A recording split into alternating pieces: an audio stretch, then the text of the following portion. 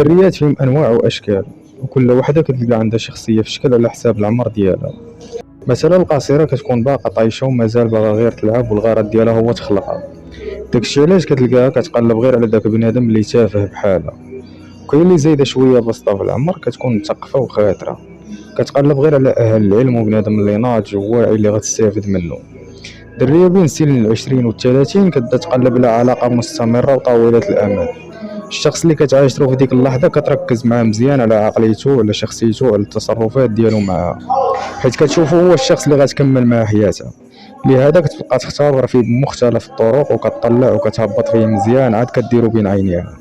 ماشي بحال القصيره الغرض ديالها هو تخلقها معاه وتدوز، ما كتمزق حتى شي حاجه اخرى. اذا الجهل ديالك بهذا الاختلاف بين هاد جوج فئات ديال البنات يقدر يعقد عليك الامور ويرول لك قضيتك معاهم. تقدر تضيع وقت طويل مع قصيره في محاوله اثبات ليها انك انسان ناضج وفاهم الحياه، وفي الاخر تقول لك هي انت فكشل لا فهمات وبوكو تفلسيف. او يقدر يوقع لك العكس، تخدم هبل تربح والتمرقين ديالك الخاوي مع وحده ناضجه في البدايه العلاقه، وفي الاخر تقول في خاطر هاد خاينه باقي عقلو صغير وغتقلب عليك بالفن. ما غتبغيش تجيك فاس وتجرحك بحال القاصره البرهوشه. لذلك لا بغيتي تكون زلال بروفيسيونيل خاصك تتصرف مع كل وحده على حسب الرغبه ديالها. هذا هو المنهج اللي كان معروف به كازانوفا. اللي بغى يعرف شكون هو كازانوفا والدون خوان يقرا عليهم في الكتاب ديال فن الاغواء. كازانوفا كان في الاستراتيجيه ديالو كياخذ وقت طويل غير باش يحلل الضحيه ديالو عن بعد، حتى كيعرف اشنو باغا وفين عندها النقص. عاد من بعد كيبدا يقرب لها شويه بشويه وكيمشي لها على كانتها وكيدخلها من الجهه اللي ضارها.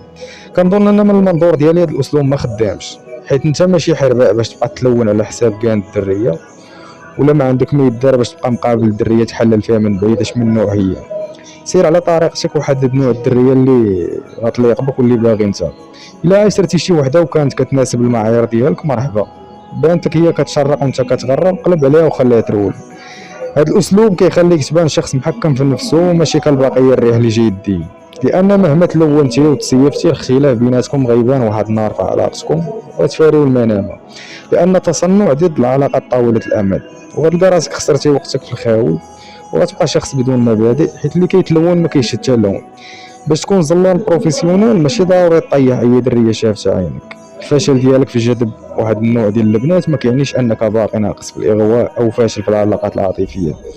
يكفي انك تكون عندك القدره باش تسير العلاقه ديالك وتحافظ على ديك الانسانه اللي كتناسب المعايير ديالك، وما تخليهاش تنفر منك شي نهار ولا يجي شي واحد اخر يرجعك فيها، الا اذا انت اللي ما بقيتيش باغيها وخليتيها ليه. الا كنتي كتعرف دير هذا الشيء فراك فنان وفاهم في الدومين ديال العلاقات. وبما اننا جبدنا هذه النقطه بغيت نوضح لشي وحدين اللي كيقول لك وا 2022 وبنادم باقي كيقلب كيفاش يتصاحب. حنا صديقي العزيز ما كنقلبوش كيفاش نتصاحبوا ولا كيفاش ناكلوا الحلوى.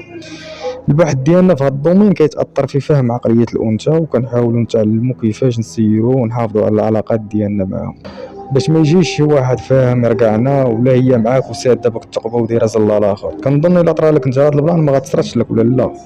واخر نصيحه بغيت نقول هي لما كنتيش فاهم كيفاش توصل للاحاسيس والمشاعر ديال الانثى بعقليتك وبشخصيتك ما غينفعك لا مال ولا جاه. غيجي واحد مريقل وما عنده والو غيديها لك بالرجوله. اصلا